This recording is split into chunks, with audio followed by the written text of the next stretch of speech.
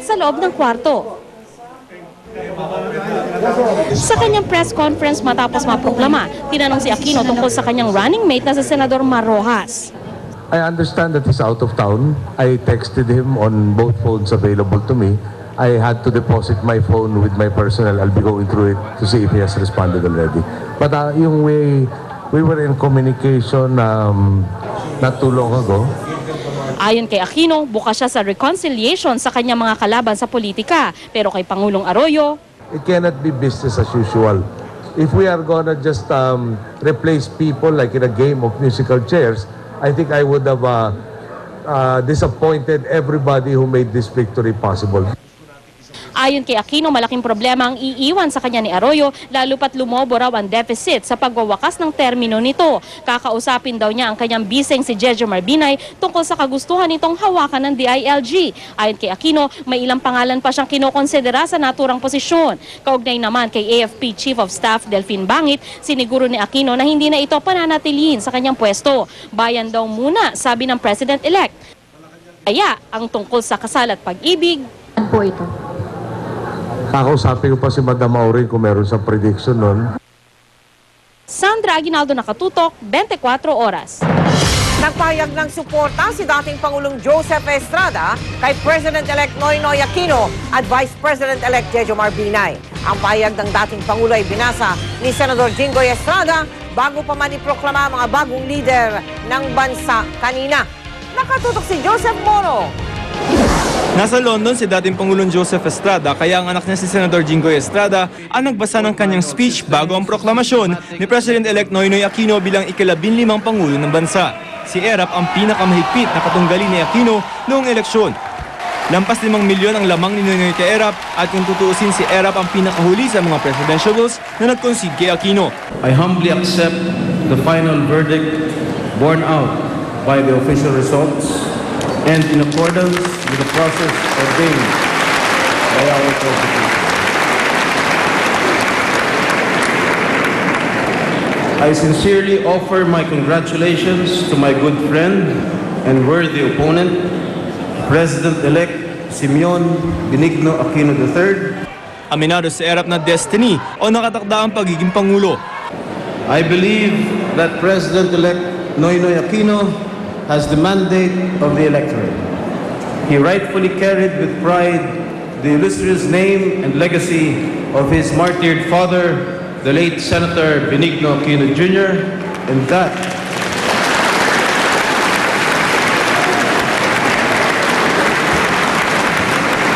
that of our much revered former president, the late Corazon C. Aquino. Kung hindi man daw niya nasungkit ang pagkapangulo ngayon, sapat na raw na nalaman niyang lampas 9 na milyong Pilipino pa rin ang bumoto sa kanya. Kinongratulate din ni ERAP ang kanyang running mate na si Vice President-elect Jejomar Marbinay. Naintriga noon ang dalawa na nilaglag ni Binay si ERAP. It was indeed an honor and privilege to be a part of his team in the last election. After all, we were fighting for the same cause para sa masang Pilipino. Pero hindi pinalampas ni ERAP na birahin ng COMELEC dahil umano sa mga irregularidad sa nakaraang eleksyon.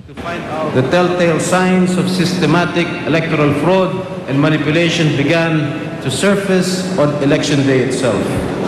To date, many questions remain unanswered, and the mysteries that are slowly unraveling before our eyes have cast such a heavy cloud of doubt over the integrity of the outcome of the elections or being committed against. Nasa gallery noon ang mga opisyal ng COMELEC sa pangunguna ni Chairman Jose Melo.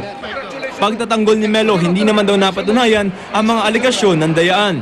The people have spoken. Wala na tayong dapat maraming sinasabi pang ano. Na, it's not really fair sa akin palagay. Dahil hindi naman nila napakita. Walang proof. Mahigit na 2 linggo nag-hearing sa lower house. Sa ARM election sa isang taon, automated na rin ang eleksyon at kung siya masusunod, pati na ang 2013 senatorial elections. Joseph Morong, Nakatutok, 24 Oras. Time out! Lumipat na ang laro ng NBA Finals sa Boston. Pero sa kabila ng home court advantage ng Celtics, hindi nila naipanalo ang Game 3 kontra sa Los Angeles Lakers. Maki-time out muna tayo kay Chino Trinidad. Sa halip na magluksa matapos silang nakawan ng Celtics ng isang laro sa teritoryo nila, ibinuhos ng Lakers ang kanilang sama ng loob sa simula pa lamang ng game number 3. Sa pangunguna ni Kobe Bryant, nagtala ng malaking 17 puntos na kalamangan ng Lakers sa first half, 37-20.